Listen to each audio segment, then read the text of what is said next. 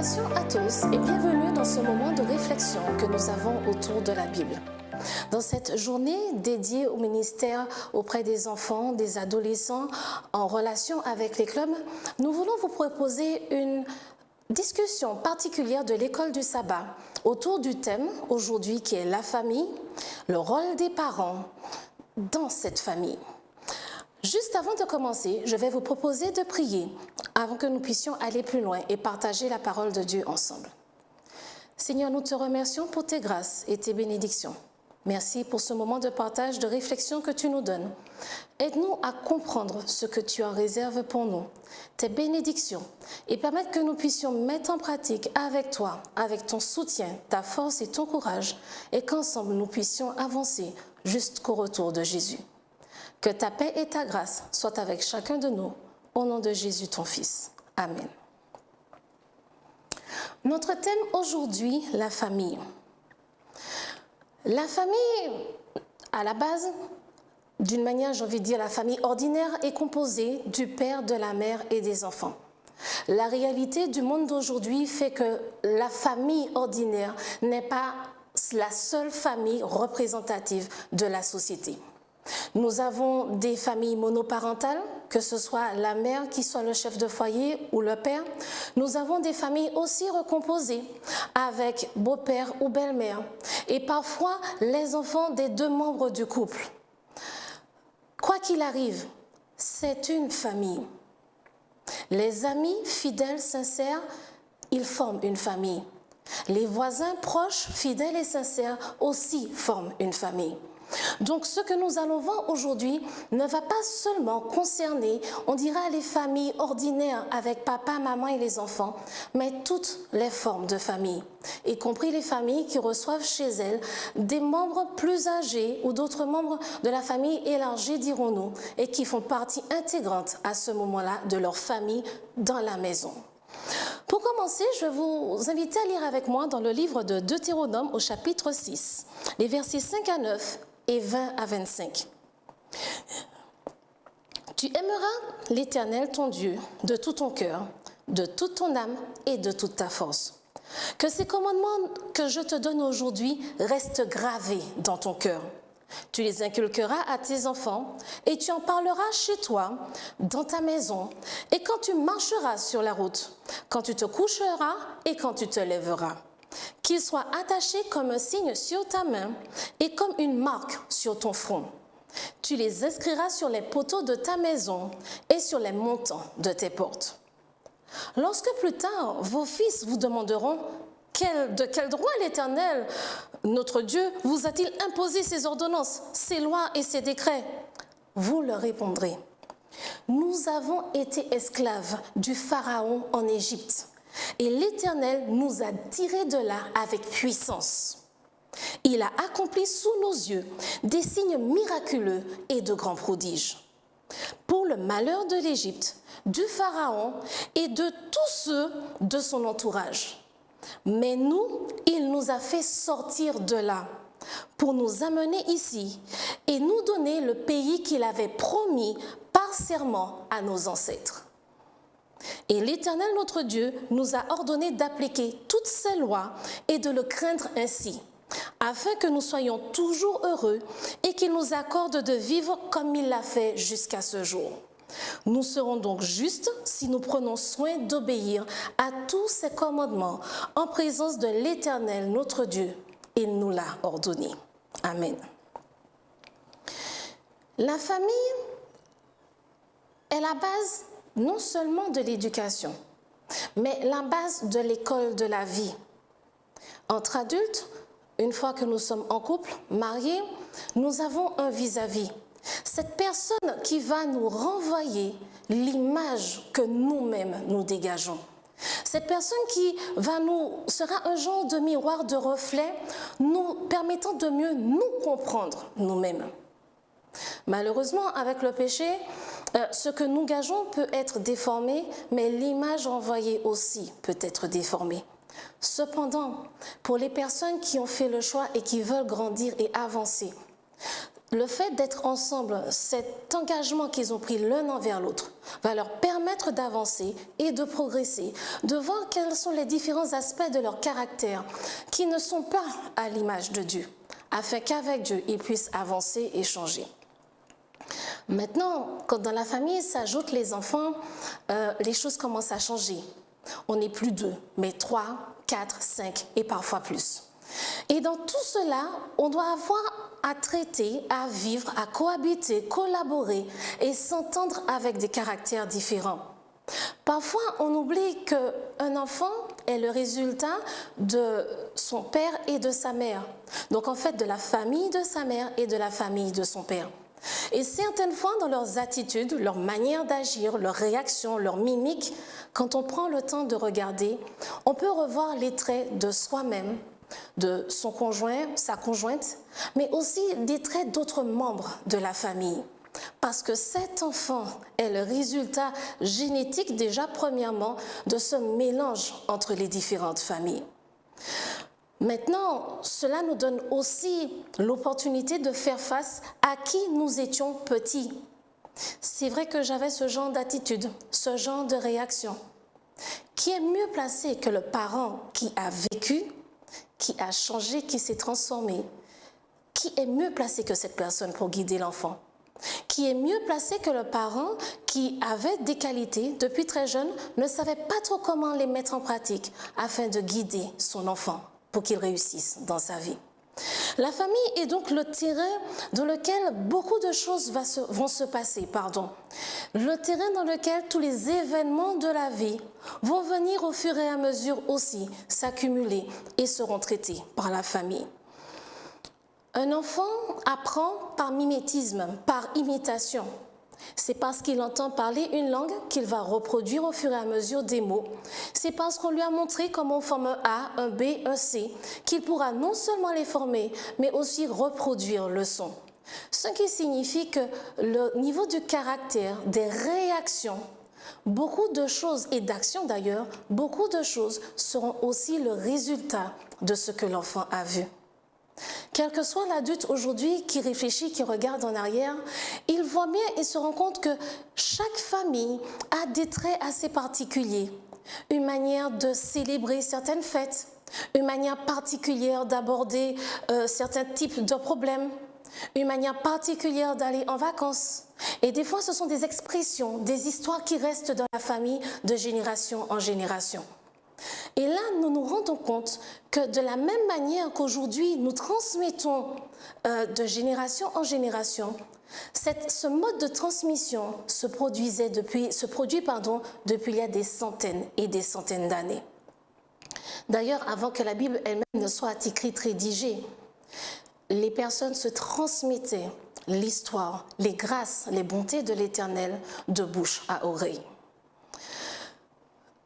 Cette famille, donc, va déterminer l'environnement dans lequel les enfants, mais aussi les adultes, vont continuer à grandir et avancer dans leur vie. Ce que j'aime bien dans ce texte, c'est que quand il commence en disant « Tu aimeras l'Éternel ton Dieu de tout ton cœur, de toute ton âme et de toute ta force », et puis tu inculqueras à tes enfants, tu en parleras dans ta maison, sur la route, quand tu te coucheras, quand tu te lèveras. À cette époque, les personnes étaient bien plus nomades que nous. Cependant, Dieu est en train de dire « Répète, répétez en famille, redites et redites et redites. » Et quand ton enfant te demandera « Mais au fait, à quoi ça sert ?» tu vas lui rappeler le souvenir du pourquoi. Le souvenir a un rôle capital dans la construction d'une personne, de l'enfance jusqu'à l'âge adulte, et j'irais jusqu'à dire le grand adulte. Nous sommes constitués par nos souvenirs et de la manière dont nous avons réagi par rapport à ces souvenirs. Nous avons tous vécu des événements plus ou moins joyeux, heureux, parfois plutôt tristes. Mais la manière dont nous avons réagi par rapport à ces événements détermine aussi qui nous sommes. Et les souvenirs sont liés aux émotions.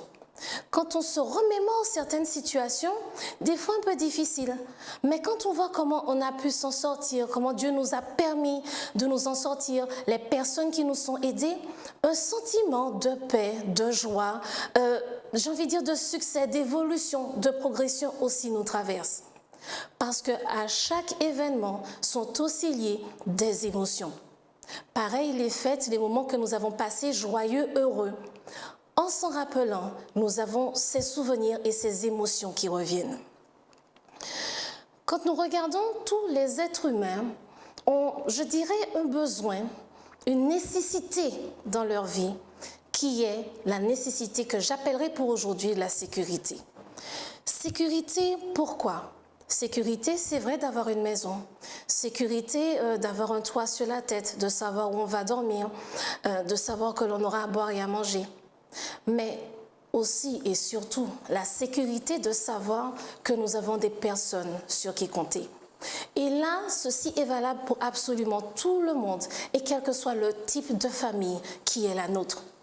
Nous cherchons tous à nous raccrocher à quelque chose pour être en sécurité. Certaines personnes vont trouver cette sécurité au travail, l'assurance de l'emploi. D'autres personnes vont trouver cette sécurité parmi les études qu'elles font. D'autres personnes vont trouver cette sécurité à la maison ou chez des amis, chez des proches, un frère, une sœur. Cette sécurité, pour nous, représente quoi? L'assurance d'être compris, l'assurance d'être accepté tel que nous sommes et l'assurance de pouvoir se confier à quelqu'un sans être rejeté. Et sur ce point-là, nous pouvons constater que dans le texte que nous avons lu, Dieu parle de ces commandements qu'il donne, qu'il faut répéter, et la raison pour laquelle il donne ces commandements. Il donne ces commandements parce qu'il avait un peuple qu'il a délivré. Et chaque personne a eu, au bout d'un moment, un choix à faire. Est-ce que je pars ou est-ce que je reste? Ensuite, différentes choses se sont produites pendant la période de Moïse et les 40 ans dans le désert. Cependant, Dieu a toujours assuré aux enfants d'Israël d'être à côté d'eux en dépit des difficultés. Il a toujours promis certaines choses et assuré que ses promesses s'accompliraient. Maintenant, comment moi aujourd'hui, alors que nous ne sommes plus dans un tel contexte, j'ai envie de dire historique, où on va vers la Canaan terrestre, comment moi aujourd'hui tout cela me sert? Pour cela, il faut que l'on comprenne que les relations entre parents et enfants sont capitales. À la naissance, un enfant ne sait littéralement rien. Il ne sait pas parler, il ne sait pas écrire, il ne sait rien dire, il ne peut rien exprimer. Ce sont les personnes autour qui s'occupent de l'enfant. L'enfant apprend en grandissant à se fier à certaines personnes. Le point sur lequel je vais un petit peu plus focaliser aujourd'hui, parce que ce sujet est quand même très vaste, c'est le fait qu'un enfant, ne sachant justement pas comment dire et comment exprimer, comment laisser sortir, va naturellement laisser justement sortir ses émotions un peu comme elles viennent et comme il peut. Ce que l'enfant attend des adultes qui l'entourent, c'est de pouvoir ressentir que l'adulte va accepter son émotion, l'expression de son émotion telle qu'elle est, ne va pas le rejeter, va le comprendre et l'aider à trouver une solution.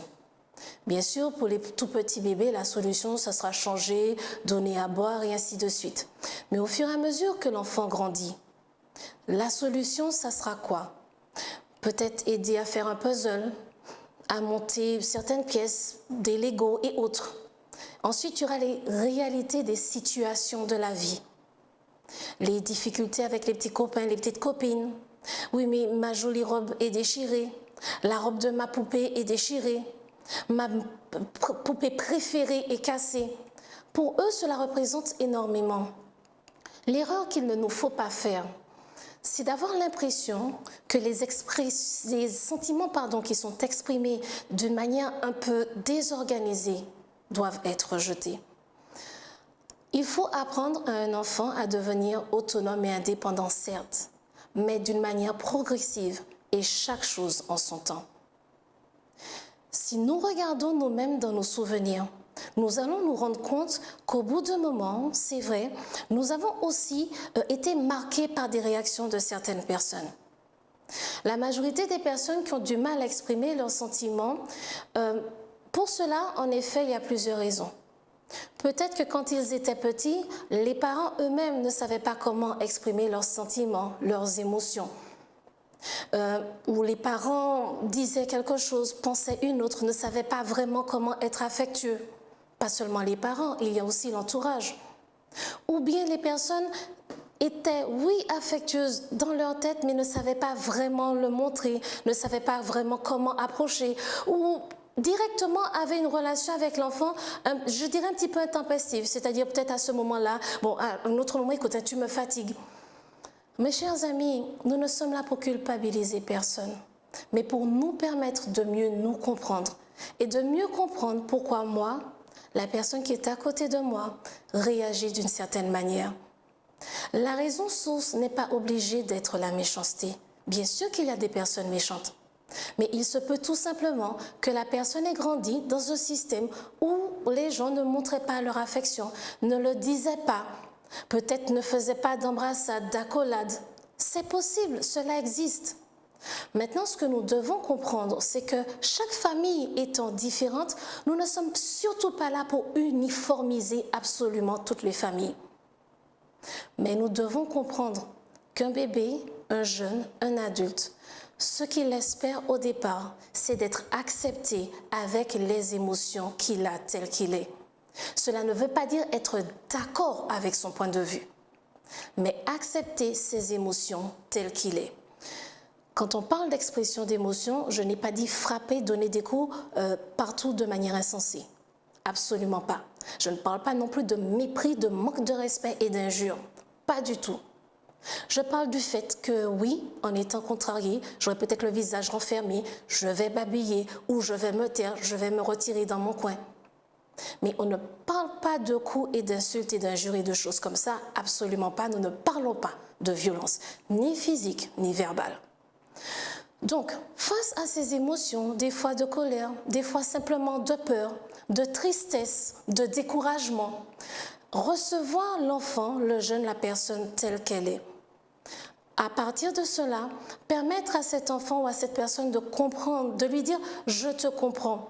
Certes, je n'ai pas les mêmes émotions, je ne ressens pas la même chose que toi sur le moment, mais je comprends ce que tu traverses. Parce que tu sais, moi aussi, ça m'est arrivé de traverser ce genre de situation. Et si tu es d'accord, je vais pouvoir t'aider à avancer et à résoudre ton problème. Quand Dieu nous donne des règles dans la Bible, il donne des commandements. Cela sert entre autres à placer aussi des limites. Pourquoi des limites? Nous sommes arrivés dans une période de la société où il y a beaucoup d'extrêmes. Et dans certaines de ces extrémités, nous nous rendons compte que parfois, aussi bien enfants, jeunes, adultes, ne savent pas, n'ont pas une certaine maîtrise d'eux-mêmes, n'ont pas un certain cadre. Il faut comprendre une chose. Un enfant, vous avez déjà constaté, il va essayer de tester, d'aller plus loin, jusqu'à quel point l'adulte peut tenir avant de s'énerver, jusqu'à quel point l'adulte peut tenir son non, parce que moi j'ai envie que ça se transforme en oui, jusqu'à quel point il va me faire face, rester vraiment droit face à moi. Mes chers amis, de manière appropriée et équilibrée, toutes les fois que nous mettons des limites aux adultes et aux enfants, non seulement nous leur donnons l'espace afin de s'exprimer, mais aussi nous leur montrons que si j'arrive, moi, ton parent, la personne qui t'est proche, à te faire face et à résister alors que je t'aime, quand tu auras un problème et que tu auras besoin que je te défende, que je te protège et que j'intervienne pour toi, oui, j'aurai le courage et la force de le faire. Et ça, c'est quelque chose que nous avons besoin de comprendre. Les limites aux enfants ne sont pas simplement là pour mettre des limites et faire joli, ou mettre des limites parce que l'on est fâché. Pas du tout.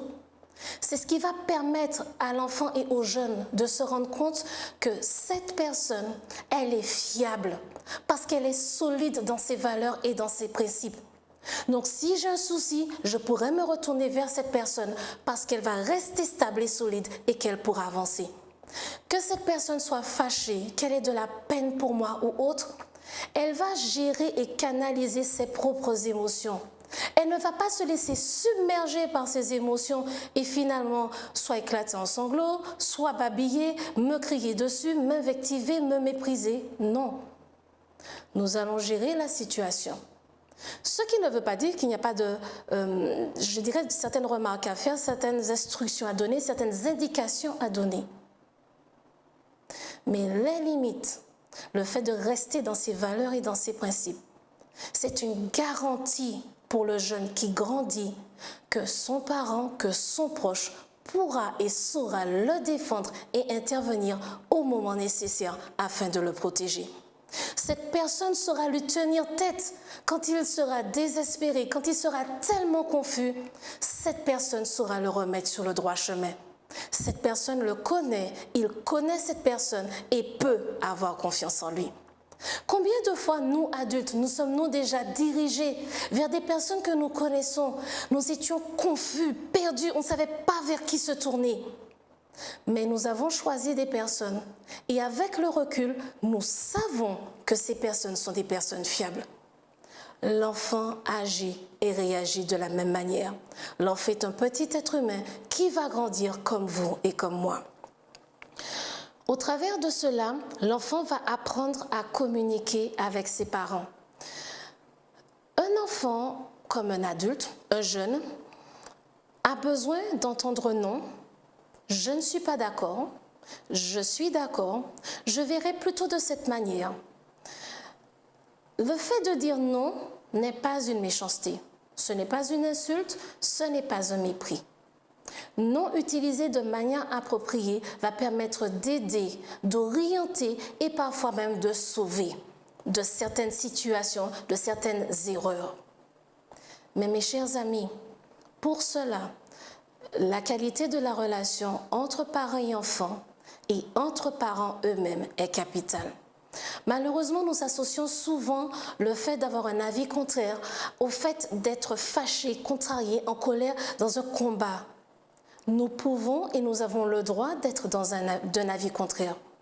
Nous avons simplement besoin de le partager, d'échanger et d'établir les limites et faire les choix que nous voulons.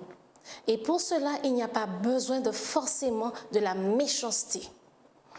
Maintenant, la manière dont nous allons communiquer à l'enfant commence depuis qu'il est tout petit. S'occuper d'un enfant, d'un bébé, que ce soit pour les parents et les personnes qui sont autour, et ce que je vais dire maintenant ne concerne pas seulement les parents, mais aussi les personnes qui s'occupent de manière générale de bébés, d'enfants, parce que surtout dans les familles monoparentales ou les familles en difficulté, les choses deviennent très difficiles. Les couples qui ont de grosses difficultés, que ce soit entre eux ou à cause de leur travail, de problèmes financiers, de choses extérieures, chacun des membres du couple expérience beaucoup de stress et de tension. Et là, nous savons tous que nous sommes moins patients quand nous sommes tendus. À plus forte raison dans les familles monoparentales où il y a un parent qui doit jouer le rôle des deux parents et aussi s'occuper des enfants. La tension est telle que ça devient très difficile aux parents de finalement continuer à avoir des moments de joie, de rigolade, de paix et d'amusement avec ses enfants. Un enfant tout petit, tout jeune a besoin qu'en effet son papa, sa maman s'occupent de lui, mais aussi passe des moments de tendresse et d'affection appropriés avec ses enfants. Parce que c'est ce qui va permettre à l'enfant et à son cerveau de pouvoir grandir, croître, mais aussi pouvoir faire un éveil sensoriel et lui permettra au fur et à mesure, par rapport aux hormones qui seront sécrétées, d'être un peu plus équilibré face au stress et aux pressions extérieures. Dans une famille monoparentale, ça va être compliqué pour un seul parent de travailler, faire la cuisine, laver le linge, tout faire le travail de classe et aussi jouer. Je ne peux que vous encourager, ne serait-ce qu'une fois par semaine, à dédier un petit moment précis pour vos enfants et passer ce moment avec eux. Vous verrez qu'ils vous parleront un petit peu de tout, de rien, et au fur et à mesure qu'ils ouvriront leur cœur à vous. Quand ils vont constater qu'une ou deux fois par semaine, 15 minutes sont prises, ils savent que pendant ces quelques minutes, ils vont pouvoir parler, s'exprimer et partager. Bien sûr qu'il est difficile dans cette époque, surtout quand il y a en famille monoparentale ou avec beaucoup de difficultés, de trouver du temps tout le temps, tout le temps. Nous sommes d'accord. Essayez juste 15 minutes une fois par semaine, 10 minutes deux fois par semaine. Vous verrez qu'au fur et à mesure, ce temps que vous allez passer avec vos enfants, qu'ils soient petits, qu'ils soient grands, leur permettront d'être plus à l'aise avec vous, de mieux vous connaître et de pouvoir aussi ouvrir plus facilement leur cœur. C'est valable aussi pour les grands-parents, les oncles et tantes qui peuvent donner, apporter une certaine aide appropriée au moment opportun. Cette relation de parler de tout, de rien, partagez avec votre enfant, partagez avec votre neveu, votre nièce, mais partagez quoi? Partagez les souvenirs de ce que vous avez vécu avec Dieu, les souvenirs de ce que votre famille a vécu avec Dieu. Des fois, des souvenirs personnels dont d'autres membres de la famille ne sont pas au courant. Des expériences, des petites choses que vous avez vécues avec Dieu et que vous n'avez encore partagées avec personne. Quand un enfant est petit, qu'on lui parle de la Bible, de ce qu'il y a dans la Bible, les choses rentrent petit à petit dans sa tête. Et il est plus facile après pour lui même de parler de Jésus, de s'exprimer concernant Jésus. J'avais un de mes cousins après le tremblement de terre en Haïti et il craignait certaines petites choses. Une fois, son ballon est tombé chez mes grands-parents, sous la maison. Alors il me dit, Catherine, va chercher le ballon pour moi, s'il te plaît. Je lui ai dit, non, non, je suis à côté de toi, il y a de la lumière, il y a de l'espace, tu peux aller, je te vois. C'est pas quelque chose de sombre et de ténébreux, c'est un endroit qui a été cimenté, propre. Donc tu peux y aller, je suis dans les escaliers, je te regarde. Et puis je lui ai dit, mais Jésus est avec toi. L'enfant m'a répondu, Jésus est trop occupé avec les petits-enfants en Haïti. Je l'ai regardé, je lui ai dit, tu sais bien que Jésus est partout et avec tout le monde. Allez, va chercher le ballon, fais vite. Un enfant intègre facilement j'ai envie de dire ces notions, mais aussi ces petits miracles que des fois nous adultes, nous avons du mal à accepter. Ces vérités qui sont que Jésus intervient et accompagne au travers des difficultés, au milieu des difficultés. Il a sorti comme une phrase réflexe. Non, Jésus est trop occupé avec les petits-enfants qui sont en Haïti. C'est vrai que Jésus est occupé avec eux, mais Jésus a aussi le temps pour toi. Et il y a été. Mes chers amis, le fait de prendre le temps, c'est quelques minutes de conversation, c'est quelques minutes seulement d'être ensemble. Cela fait toute la différence. Certaines personnes n'ont besoin que d'une chose, juste la présence d'un adulte, d'un proche à côté d'eux. Pas forcément des paroles, mais juste la présence, disant « je suis là avec toi ». Au travers de tout cela, les enfants grandissent, les adultes aussi continuent à grandir et peuvent progresser et évoluer. Chacun d'entre nous a une vie différente, des blessures, des événements, des traumatismes et des joies différentes. Et nous ne sommes là pour culpabiliser absolument personne. Nous sommes là pour essayer de mieux apprendre à nous connaître et comprendre pourquoi nous avons certaines réactions et comprendre pourquoi les personnes qui nous entourent aussi ont certaines réactions. Ce ne sont pas des justifications, mais des moyens d'arriver à comprendre et se dire qu'en tant qu'être humain, le passé que j'ai, qui est le résultat, qui en résultat donne des souvenirs et qui donne qui je suis, rien n'est figé. Oui, c'est là, oui, c'est marquant, mais rien n'est figé parce que Dieu est là. Certaines personnes ont traversé des moments vraiment très difficiles et on se rend compte qu'en dépit de cela, ils ont continué à avancer dans leur vie et j'irais jusqu'à dire qu'ils ont réussi leur vie. On aurait presque envie de se dire, mais avec tout ce que je viens de dire, comment? Simplement parce que nous sommes tous très différents. Certaines personnes arrivent à utiliser les difficultés de la vie comme des défis à surmonter. Pas des choses joyeuses, mais des défis à surmonter. Et ils arrivent à grandir et à devenir plus forts et à avancer. Mais nous n'avons pas tous les mêmes sensibilités. Pour d'autres personnes, les mêmes événements seront beaucoup plus compliqués à traverser. Et nous devons le comprendre. Parce que chacun d'entre nous a ses points sensibles. Et chacun d'entre nous traverse les événements de notre vie en fonction de ses points sensibles. Et pour terminer, je voudrais juste partager avec vous un petit résumé qui va nous expliquer en fait ce que les enfants, mais ce que aussi les adultes attendent les uns des autres dans une relation. Et je ne parle pas seulement de relations amoureuses, mais relations amicales, relations familiales au sens large. Quand je ne vais pas bien, j'ai besoin de savoir que, j'ai le droit de me sentir pas bien. J'ai le droit de sentir que ça ne va pas. Ensuite, arriver à comprendre que je vaux la peine d'aller mieux. Certes, je ne suis pas bien, mais je suis un être humain que Dieu a créé et qui souhaite que j'aille mieux. Pour cela, je dois apprendre aussi à me dire que je peux supporter jusqu'à un certain point certaines souffrances, mais je peux surtout supporter de chercher la raison pour laquelle je souffre. Et là, je vais quand même être claire sur ce que j'ai dit. Je n'ai pas dit que je suis prête à supporter toutes les souffrances du monde d'une manière déraisonnée. Non. Il y a des choses que nous traversons et on a l'impression parfois qu'on s'en sortira jamais. Voilà ce dont je parle. Nous avons au fond de nous avec Dieu la possibilité d'avoir cette force de supporter, c'est-à-dire dans l'instant, le moment, afin de chercher, de se diriger vers une solution. Je ne parle pas de supporter des injustices et du mépris vitam aeternam.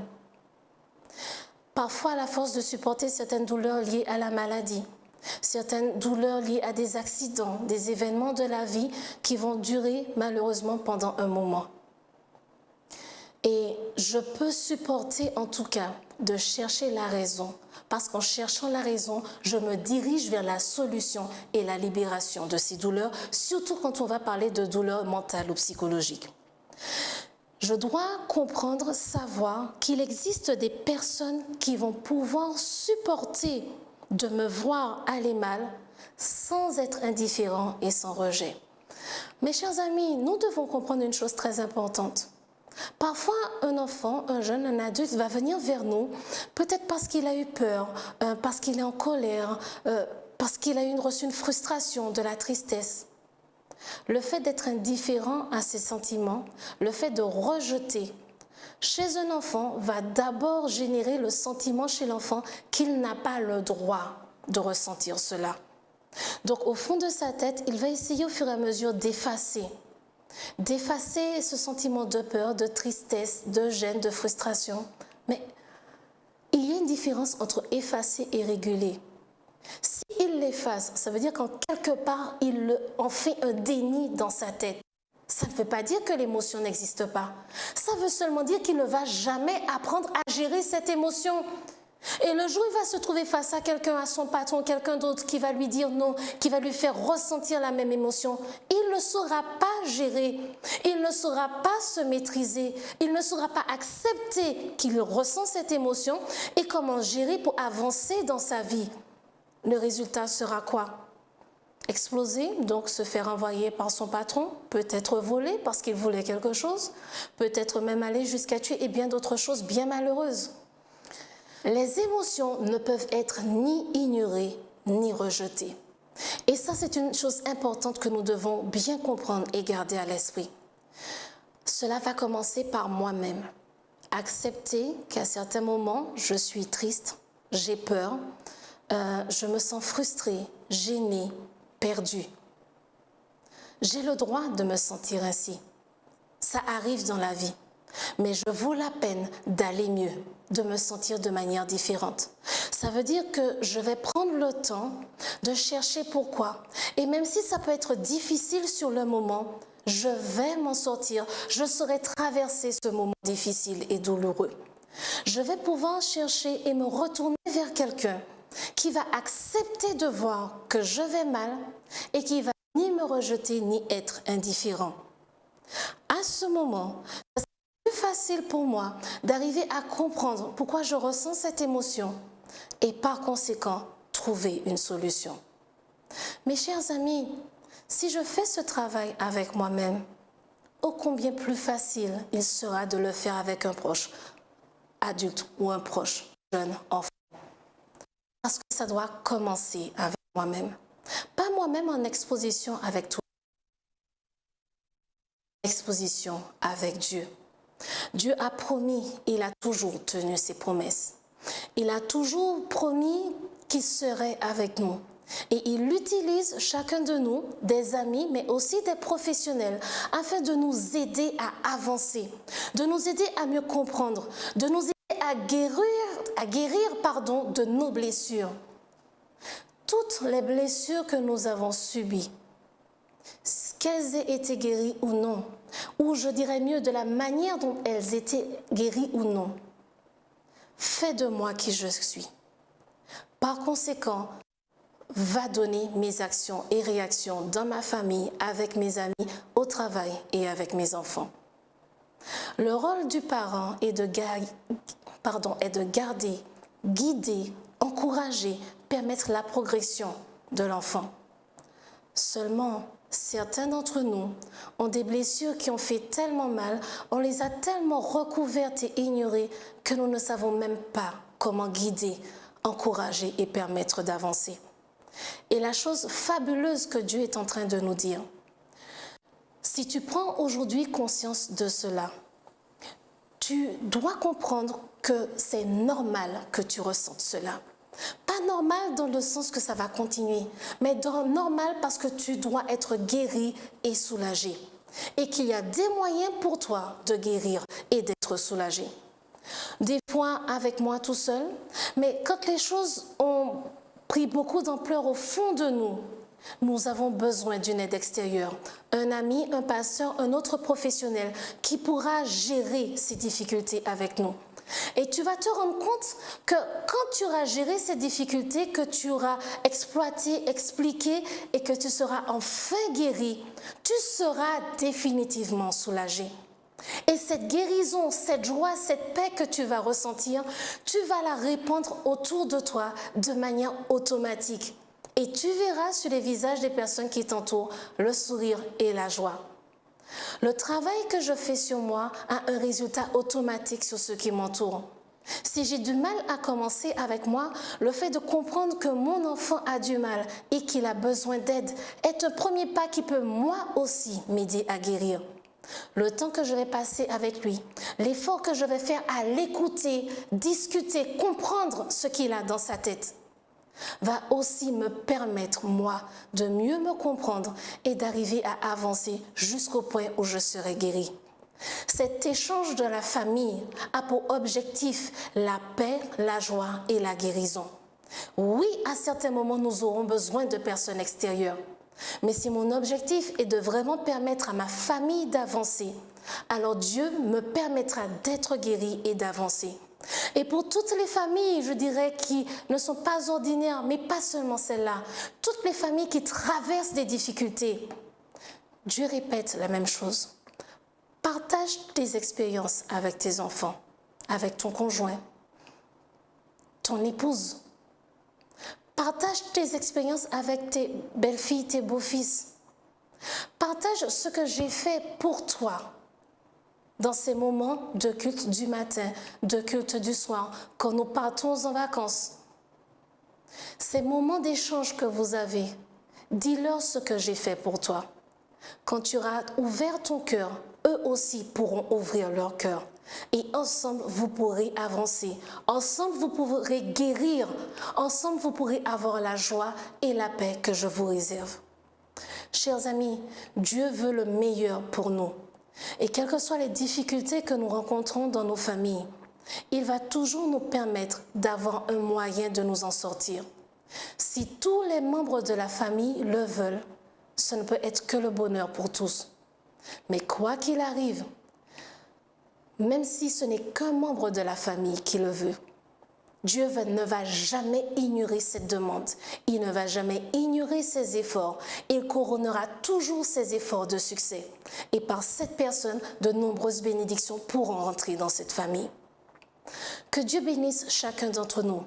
et qu'il nous permette bien de comprendre que ce sentiment de sécurité que nous avons, qui va au-delà de la maison, qui va au-delà de l'aspect financier, c'est aussi un besoin de sécurité émotionnelle avec les personnes qui nous entourent, qui font partie de notre famille. Si chacun d'entre nous fait un pas avec Dieu, avec l'aide extérieure nécessaire et appropriée, nous irons au bout. Que Dieu bénisse chaque famille, que Dieu bénisse chaque enfant, que Dieu bénisse chaque accompagnateur, moniteur de l'école du sabbat, moniteur du club des éclaireurs, chaque ancien d'église, chaque personne, chaque membre d'église. Vous qui avez devant vous, dans votre présence et autour de vous, des enfants et des jeunes qui ont besoin de votre sourire, de vos encouragements, de vos félicitations et de vos conseils. Parce qu'avec vous, ces jeunes pourront aller plus loin. Et vous aussi, vous pourrez aller plus loin jusqu'au retour de Jésus dans cette grande famille qu'il nous a promise. Prions ensemble.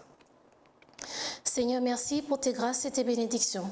Merci de nous permettre de mieux comprendre, Seigneur, à quel point tu nous aimes et à quel point tout ce que tu as mis dans la Bible, c'est aussi pour nous rappeler ton amour et qu'ensemble nous puissions partager ces moments de bénédiction, ces moments d'expérience au travers desquels nous avons vu ta main. Accorde-nous sagesse, force et courage et permette que nous puissions avoir une part active dans cette précieuse œuvre auprès des enfants et des jeunes que tu as placés sous notre responsabilité. Que ta paix et ta grâce soient avec nous une fois de plus, au nom de Jésus ton Fils. Amen.